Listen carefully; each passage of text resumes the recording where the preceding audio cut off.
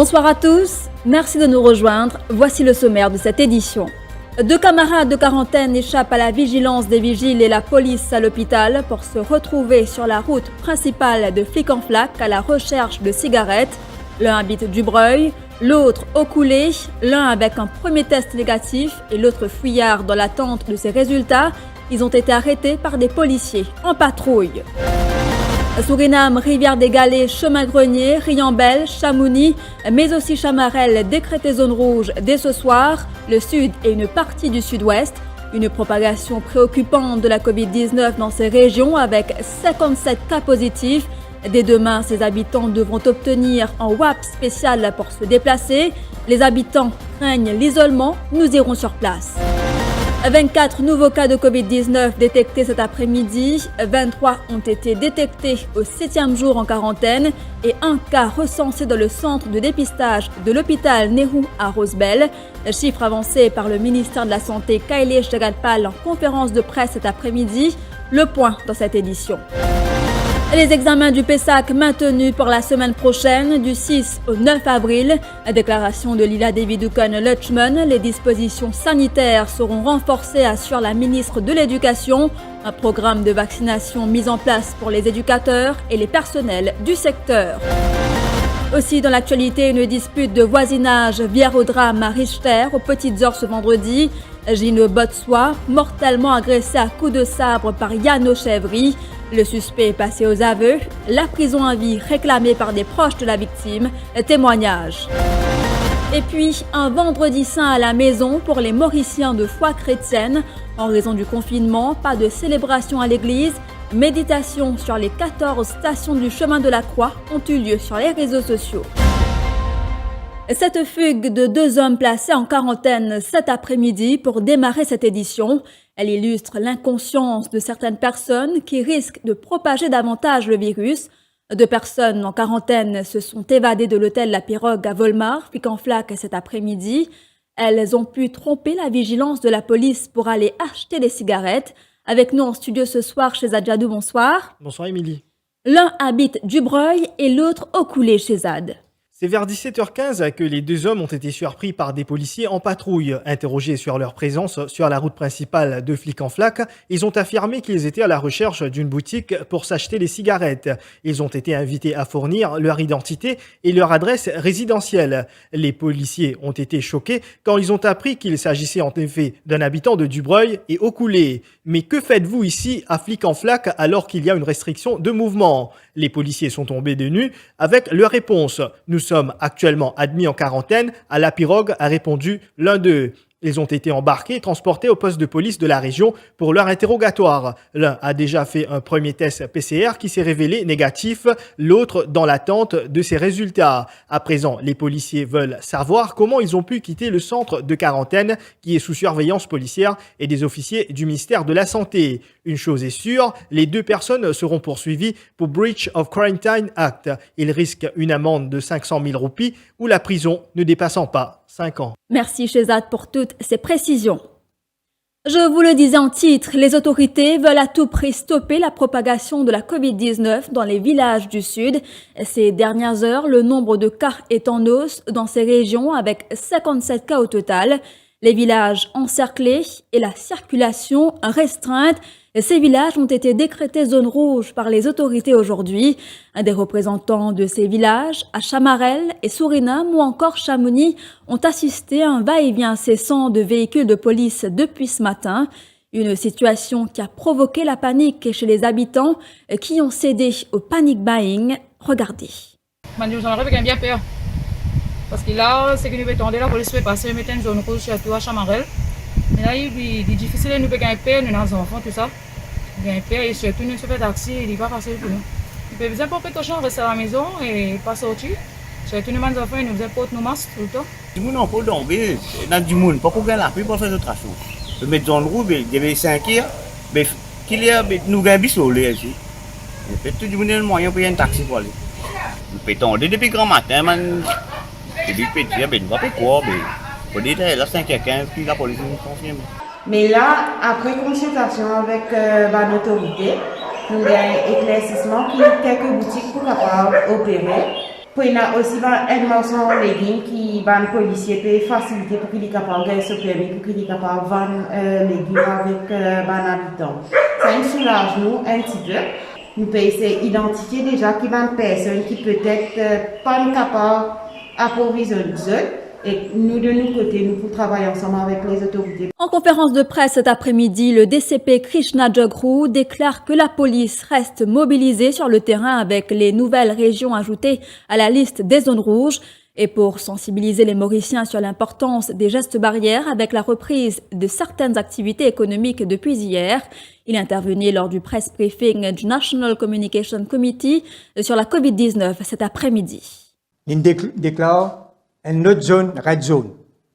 C'est l'endroit de sud que nous appelons Suliac, Suriname, Riambel, Suriname, Riambel, il y a les mêmes jusqu'à Rivière des Galets, Divine Samouni là, et Chemin Grigny. Tout ça, l'endroit là, nous déclarons red zone. Plus que ça, c'est qu'il est arrivé l'endroit Samarel, parce que le ministère fait nous qu'il y a plusieurs cas là. Ça aussi, comment nous montre aux autres là, l'ancien Clélie là, ça aussi nous déclarons red zone. Quand nous déclarons ça dans l'endroit là, red zone, définitivement, pour un bon changement maintenant, et la police, à présent là, il peut commencer à mettre bonne disposition en place. Il peut prendre un petit peu de temps, mais d'ici le soir, nous pouvons finir encercler dans l'endroit qui est bien encerclé. 24 nouveaux cas de contamination au niveau local détectés cet après-midi. Parmi ces nouveaux cas, un a été détecté dans un centre de dépistage à l'hôpital de Nehru de Rosebel. Une enquête est d'ailleurs en cours pour déterminer l'origine de sa contamination et les 23 autres ont été testés positifs à leur 7e jour en quarantaine. C'était une annonce faite par le ministre de la Santé, Kailesh Jakatpal. Qui aujourd'hui, ben résultat qui est disponible jusqu'à peut-être 3 heures, 4 heures, nous finissons encore 24 cas positifs. Et là-dedans, dans ces 24 cas positifs qui nous détectés aujourd'hui, un cas fin détecté d'un COVID Testing Center à l'hôpital Nehru. Ça nous peut encore enquêter pour connaître est-ce que ça cas-là est lié avec un cluster où nous besoin guetter, là, ça travail là peut faire. Mais il y a 23 cas qui nous finissent les autres positifs le 7e jour dans quarantaine. Alors, quand vous imaginez qu'il y a ben des gens qui sont dans quarantaine, et si ça ben des gens nous pas dans quarantaine, nous pas faire ce test, nous pas pour gagner ça ben des gens. Alors, le quarantaine peut faire ce travail, et 23 des gens qui finissent tester nos 7e jour dans quarantaine, aujourd'hui, ça résultat qui nous fait gagner. Maintenant, pour un patient qui est bien, peut guérir, peut aller, les bons me dire qu'il y a 22 patients qui sont sortis depuis cette quarantaine, et qui ben patient dialyse, les famille et les staff qui travaillent dans ben sans dialyse. Alors ça aussi, il y a une information importante. Et là, nous pouvons bien sûr nous continuer à faire notre travail, surtout concernant ça ben patient qui peut sortir, tout ça. Les examens du PESAC seront maintenus du 6 au 9 avril, malgré la propagation du virus dans la communauté. La ministre de l'Éducation, Lila Devi Dukan-Lutchman, était également présente dans le press briefing du National Communication Committee sur la COVID-19 ce soir. Elle affirme que les mêmes dispositions sanitaires seront prises pour ces écoliers. Nous, au niveau du ministère, nous pouvons assurer qu'il dans chaque centre d'examen, et dans nettoyage et désinfectation des salles de classe après chaque session d'examen. C'est-à-dire, tout bonne consigne de sanitaire, nous pouvons respecter. Et avant qu'il m'ait terminé, je faire un appel, encore une fois, à tout bon jeune candidat qui pourra prendre part aux examens. Rappelez-vous, il est important pour vous de suivre bonne consigne sanitaire. Nous, au niveau du ministère, nous pourrons assurer tout ça qui vise à faire pour garder les centres d'examen en état pour recevoir bonne candidat. Mais les autres, à tout prix, il faut suivre les consignes sanitaires. Encore une fois, le port du masque, le sanitizer, la prise de température pour faire au niveau des écoles, mais aussi ne pas s'attarder dans la cour de l'école.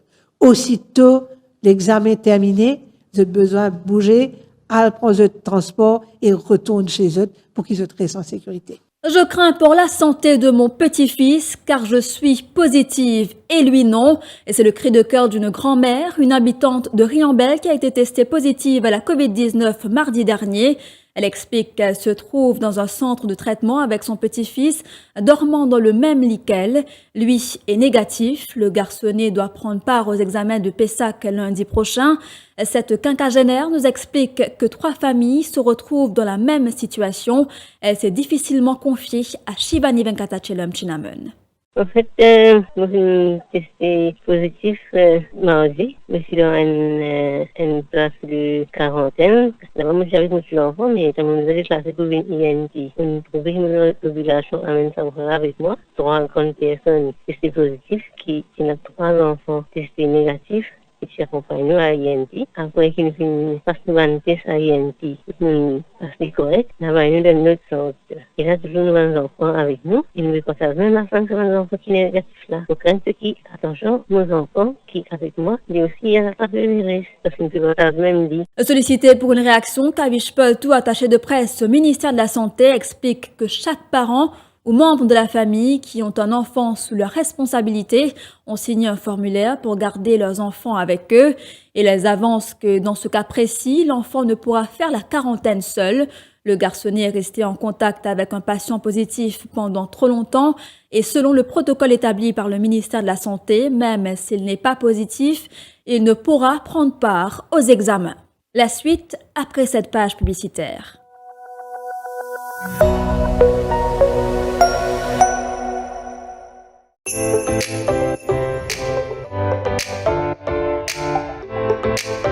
Téléplus et 1000 Regular Spread présentent QI-Vidé, une émission réalisée avec la collaboration de Kader Electromeubles. Rendez-vous à 20h30 pour QI-Vidé. QI-Vidé vous est présenté par 1000 Regular Spread avec la collaboration de Kader Electromeubles. Découvrez un nouveau meal spread avec ce 8 vitamines essentielles, un emballage biodégradable qui est bon pour l'environnement, 100% local, est disponible partout dans l'île, en plus même pas besoin dans frigidaire. Nouveau meal spread, 1000 fois ça. Doté d'un laboratoire spécialisé en biologie moléculaire et d'une équipe qualifiée, Novalab propose des prélèvements PCR pour Covid-19 dans le confort de votre maison et dans nos locaux au Bioparc de Phoenix. Avec des certificats d'analyse reconnus mondialement, nous proposons des prélèvements pour ceux qui doivent voyager. En sus des procédures internes, Novalab est aussi audité et agréé par le ministère de la Santé. Notre capacité est de 350 tests par jour et une assurance que les certificats seront livrés sous 24 heures. Besoin d'un test Covid-19? Appelez Novalab sur le 660 19 00.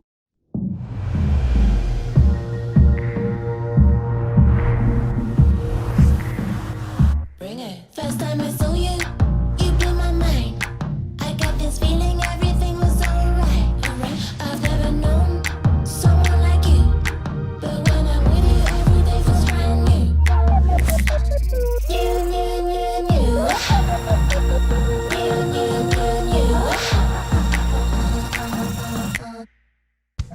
La qualité à meilleur prix, c'est à côté, vous trouvez, c'est mort, facilite pour la vie.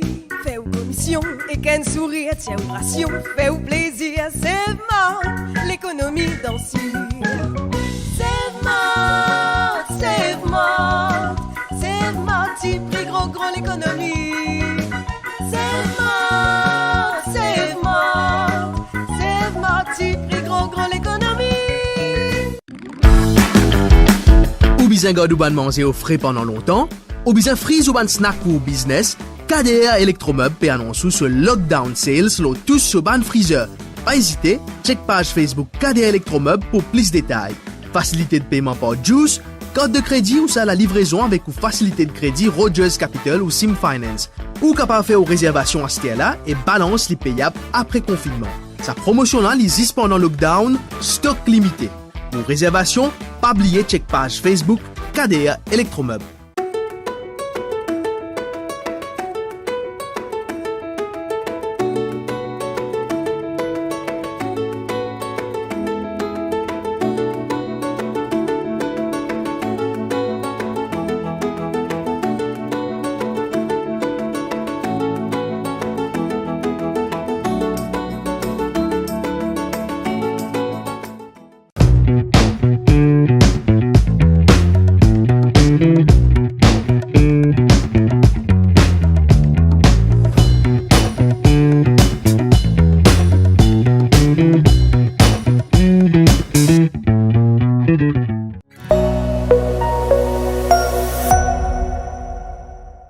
chapitre des faits divers, une dispute de voisinage à l'origine du meurtre de Gino Botswa à Richter aux petites heures ce vendredi. Ce helper de 29 ans a été mortellement agressé au sabre par Yann Chevry, également âgé de 29 ans. La victime a été atteinte à l'abdomen. C'est la conclusion de l'autopsie pratiquée par le docteur Sudesh Kumar Gangadine aujourd'hui. Le suspect a aussi infligé des coups à la compagne de la victime, Doriana Perrine. Arrêté ce matin, il est passé aux aveux. Yann Chevry a expliqué aux enquêteurs qu'une dispute a éclaté entre lui et la victime. Accablé par ce drame, le père de Doriana Perrine réclame la prison à vie contre le présumé meurtrier. La police m'a mis téléphone la police. Moi, je suis toujours motivé de galoper. Il y a des gens, une cause, il y a nos sens. Pas bien, le temps de dire, Genesis, il y a nos sentiments affaiblis, abattus. Mais je me dis qu'on a d'autres avis. Également dans l'actualité de ce vendredi, une collision entre deux motos fait 3 blessés, dont un grave à Plaine Verte. L'un aurait brûlé les feux de signalisation. Parmi les blessés, une femme qui a eu une jambe et un bras fracturés. Elle a été transportée à l'hôpital par une ambulance du SAMU et se trouve actuellement au bloc opératoire. La police de Plaine Verte a ouvert une enquête. Et avant de clore ce journal, on vous parle du Vendredi Saint. C'est un deuxième Vendredi Saint en confinement pour les chrétiens de Maurice et pour beaucoup de chrétiens dans le monde. Pour la deuxième année consécutive, les fidèles suivent depuis ce matin les offices de la Passion en ligne avec leurs prêtres et laïcs. Pas de rassemblement pour la vénération de la croix, emblématique geste du Vendredi Saint pour honorer le Christ mort sur la croix. Les différentes paroisses du pays, à travers des retransmissions en direct sur la page Facebook de l'évêché, tentent de proposer une réflexion et une méditation aux fidèles. Cadres Rungen, travailleur social et laïque engagé, a animé un chemin de la croix sur la page de la vie catholique. Voici un extrait de sa réflexion. Au nom du Père et du Fils et du Saint-Esprit. Amen. Seigneur, nous demandons pardon. Pardon pour tout le monde péché. C'est pour cela que nous vous demandons la grâce de être capable et avec nous. Médite notre Sainte Passion. Adore-toi au Jésus et nous bénis-toi. Parce qu'il te fait rassembler le monde par ta sainte croix. Première station. Je condamne Jésus à mort. Sainte croix. 14e station. Je te mets Jésus dans ton tombe. Voilà, nous sommes arrivés à la fin de cette édition d'Info Soirée. Merci d'avoir été des nôtres et bonne soirée.